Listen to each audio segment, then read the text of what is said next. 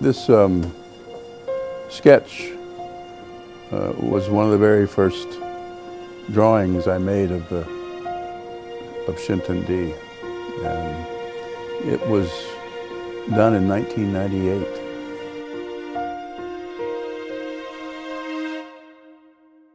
My name is Benjamin Wood. I'm an American.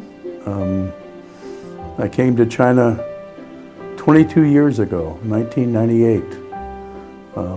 I'm an architect at the invitation of Vincent Lo, who asked me to consider working on what is now known as Xintiandi. I did learn in the first week I was working on Xintiandi that it was a very important site. It was a building where the first Congress of the Communist Party was held in 1921. And so I felt a huge sense of responsibility. Even though I can imagine the future, I can't imagine the future without understanding the past. So learning as much about the history was my way of showing respect to the people that had lived there. And I actually chose to make Shanghai my home.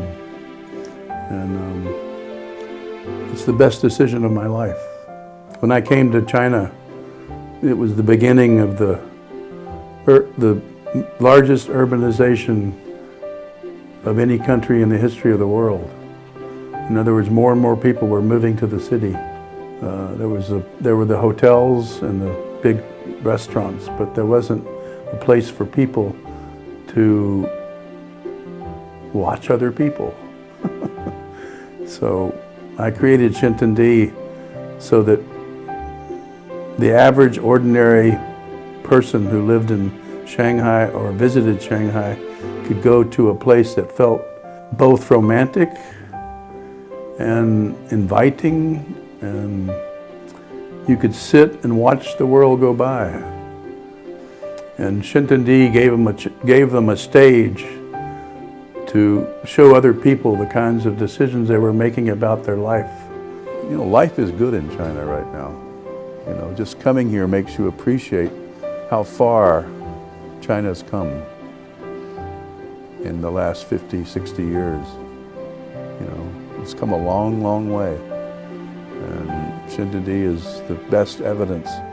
But with the Communist Party leadership and with people understanding that the people who are making those decisions are representing their best interest, it's much easier to get things done. And I attribute that to the Communist Party's organization. They realize their job is to get things done that benefit people. I read 3 books by